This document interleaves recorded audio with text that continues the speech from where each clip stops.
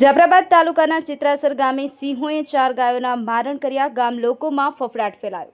જાફરાબાદના ચિત્રાસર ગામે રક્તરંજિત ગૌશાળામાં ગાયોના કચરઘાણ. વન વિભાગની દાદાગીરી સામે લોકોનો ફફડાટ. અમરેલી જિલ્લાના જાફરાબાદ પંથકમાં વન્ય પ્રાણીઓના આતંકની હૃદયદ્રાવક ઘટના સામે આવી છે. ચિત્રાસર ગામે આવેલી ગૌશાળામાં મોડી રાત્રે વન્યજીવોએ કાળ બની અને ત્રાટકી નિર્દોષ ગાયોનું લોહી પીધું છે. આ ઘટના બાદ પશુપાલકોમાં રુદન અને વન વિભાગ સામે ભારે જનાક્રોશ જોવા મળી રહ્યો છે. જાફરાબાદના ચિત્રાસર ગામે બજરંગ દળ દ્વારા સંચાલિત ગૌશાળામાં રાત્રિના 3 થી 4 વાગ્યાના સુમારે વન્યજીવોએ ત્રાટકી 3 થી 4 ગાયોનું મારણ કર્યું છે. આ ગૌશાળામાં નિરાધાર પશુઓની સેવા કરવામાં આવે છે, પરંતુ વન્યજીવોના વધતા આતંકને કારણે હવે પશુઓ સુરક્ષિત નથી. સ્થાનિક પશુપાલકો અને બજરંગ દળના પ્રમુખનો ગંભીર આક્ષેપ છે કે વન વિભાગની છેલ્લા 1 મહિનાથી મૌખિક અને ટેલિફોનિક રજૂઆતો કરવા છતાં તંત્ર ઘોર નિંદ્રામાં છે.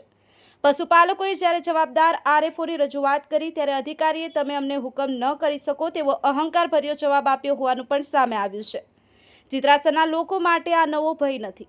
અગાઉ દીપડાએ એક નાની બાળકીનું મારણ કર્યું હતું. દીપડો રહેણાંક મકાનોમાં અને નિશાળના બાળકો સુધી પહોંચી ગયાની ઘટનાઓ પણ બની ચૂકી છે.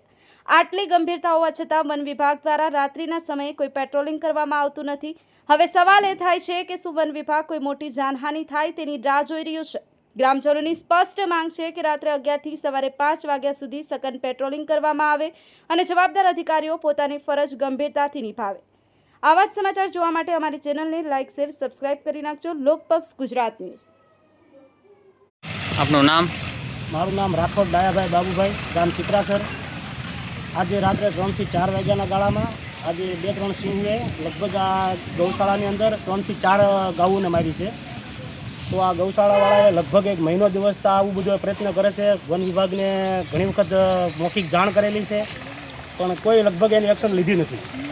બરાબર. તો વન વિભાગને મારી એક વિનંતી છે કે થોડીક આમાં ધ્યાન દે, કેમ કે વારંવાર આવું થયું છે. ચિત્રાસરની અંદર લગભગ કેટલાય કિસ્સાઓ બનેલા છે. એટલા માટે મારી એક વિનંતી છે કે ચિત્રાસરની અંદર થોડી ઘણી ધ્યાન દે, અથવા તો એકાદો એનો એક પ્રાઇવેટ માણસ મેં કે જે રાતે 11 થી લઈને સવારે 5 વાગ્યા સુધી એટલામાં પેટ્રોલિંગ કરે. એવું ક્યારેય અમે લગભગ જોયું નથી કે રાત્રે કોઈ પેટ્રોલિંગમાં આવતું હોય. બરાબર. તો વન વિભાગને મારી આવી વિનંતી છે કે થોડું ઘણું આમાં ધ્યાન દે. આપનું નામ? વાઘેલા વિમજીભાઈ બાલાભાઈ, ગામ ચિત્રાસર. હું અહીંયા બજરંગ દળના પ્રમુખ તરીકે છેલ્લા 2 વર્ષથી ફરજ બજાવું છું. આજ રોજ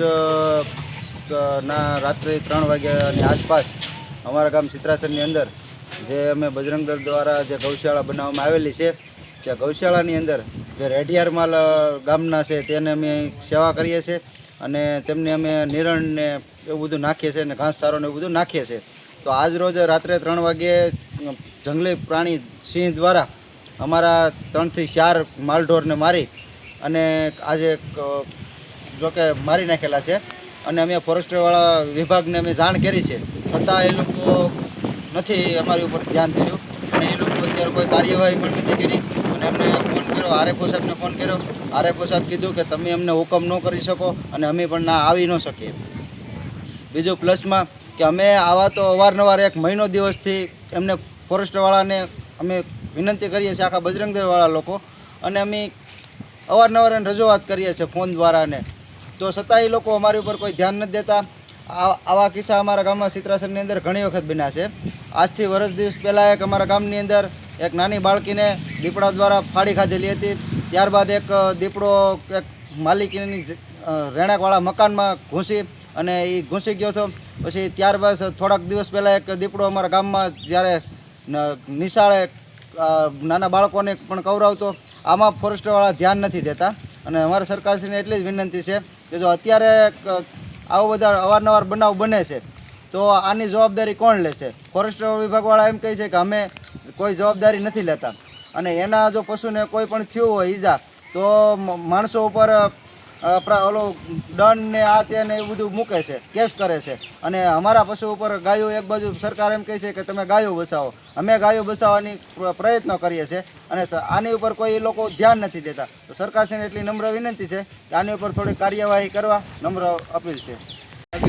આપણે ચિત્રાસર ગામમાં 3-4 માલને આવજે મારણ કર્યું છે. એની રજૂઆત આપણે કરેલી છે, 2-3 વખત કરેલી છે, પણ દર વખતે આ રીતનું બને છે. દર વખતે આપણે કમ્પ્લેન્ટ કરીએ છીએ લેકિન કોઈ મતલબ જવાબદારી કોઈ નથી લેતું એમ. એટલે આપણે કહેવા માંગીએ કે આપણે આ છે ને આ વખતે બનાવ બને એ દર બીજો બનાવ ન બને એ માટે થઈને આપણે આ રજૂઆત કરીએ છીએ. તમે અગાઉ રજૂઆત કરેલી?